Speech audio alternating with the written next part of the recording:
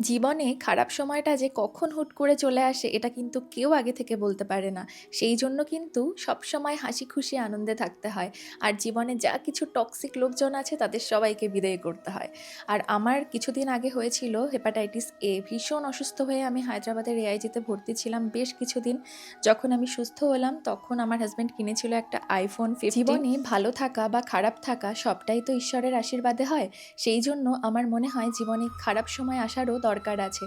কেননা এই সময়েই তুমি ভালো করে বুঝতে পারবে কে তোমার সত্যিকারের আপনজন আর কে নিজের হওয়ার অভিনয় করে। এদিকে হায়দ্রাবাদে প্রায় ১ মাসেরও বেশি সময় কাটিয়ে এখন আমরা যাচ্ছিলাম হায়দ্রাবাদ ইন্টারন্যাশনাল এয়ারপোর্টে। এখান থেকে আমাদের বাগডোগরার ফ্লাইট ছিল। জীবনে প্রথমবার হায়দ্রাবাদে এলাম আর সেটাও কিনা ট্রিটমেন্টের জন্য।